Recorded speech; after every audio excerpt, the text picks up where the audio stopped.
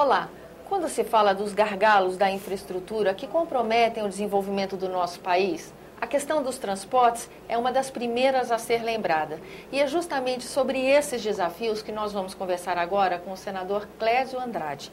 Ele que é suplente do senador Eliseu Rezende, falecido recentemente, só para lembrar os nossos telespectadores. E ele já chega à casa trazendo projetos justamente nesse setor do transporte, atendendo justamente a questões desse desafio, né, senador? É verdade. Vamos começar então a nossa conversa falando sobre um desses 3 projetos que nós vamos tratar agora, que é uma possibilidade de dar ao usuário dos carros uma conscientização maior da emissão dos gases poluentes. Não é isso, senador? Exatamente. Na realidade, o que nós estamos propondo no projeto, que é o PLS 32, seria registrar no certificado de propriedade de veículo quanto que aquele veículo lança na atmosfera de gases tóxicos, de CO2, por quilômetro rodado. Por que isso? Qual a importância disso? Primeiro, é que o proprietário do veículo vai ficar atento com relação a ter mais cuidado na aceleração.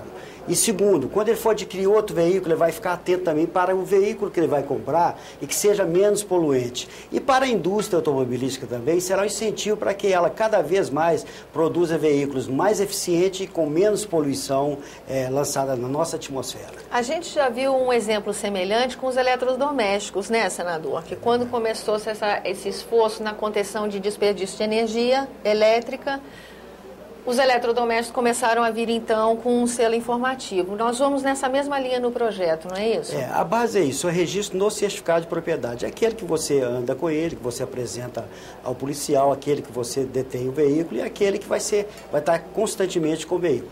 Após o registro, passa a ter uma consciência. Na realidade, esse fato de registrar é um início simbólico, porque ele gerará uma série de consequências, que é a discussão da sociedade. Porque a sociedade, em alguns momentos, ela precisa ter essas informações de que os veículos que poluem, o transporte é um dos poluidores, não tenha dúvida, e nós todos estamos atuando nisso. Existe um projeto Despoluir da CNT que preocupa com isso, mas esse projeto aqui no Senado também vai preocupar na consciência de toda a sociedade para que elas possam ficar atentas com o tipo de veículo que ela dirige e a poluição que aquele veículo provoca na atmosfera. Agora, o senhor também propõe uma desoneração de folha de pagamento das empresas que trabalham com transporte público. Isso pode significar transporte melhor e mais barato, não é?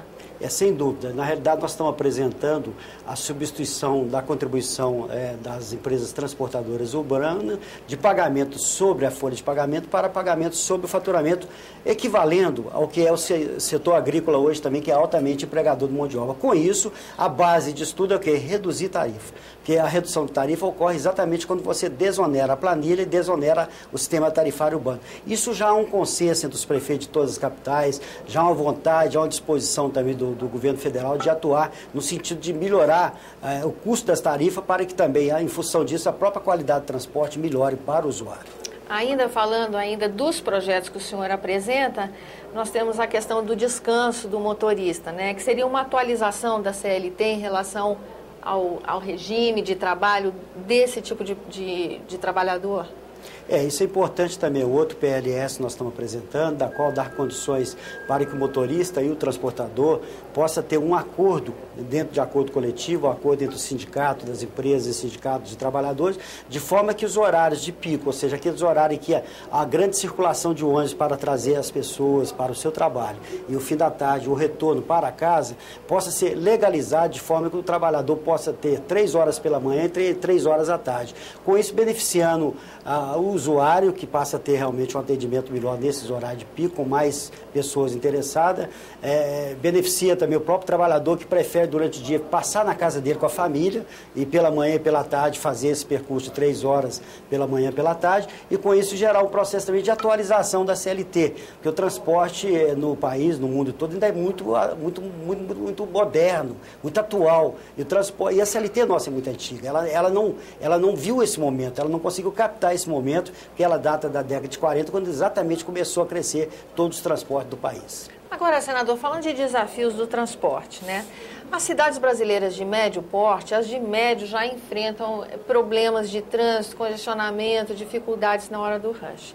Quando houve redução de IPI, A gente ouviu também muitas críticas, por que reduzir IPI e estimular compras de carro, em vez das políticas públicas se dedicarem à melhoria e ampliação do transporte urbano. O senhor pode comentar essa crítica? Isso é fundamental. É importante que nós tenhamos consciência que todo mundo moderno, ele investiu fortemente em transporte de massa. Transporte de massa é o metrô, é o VLT, aquele que tem realmente a via bloqueada, de forma que a pessoa fique motivada. Porque tem usuário que precisa realmente do ônibus hoje, que é a opção que tem, mas que vai usar também o transporte de massa, e aquele do automóvel que vai optar pelo transporte de massa. Então, esse é um caminho que nós temos, sabemos que principalmente as 6 maiores cidades brasileiras precisam rapidamente, urgentemente investir em transporte.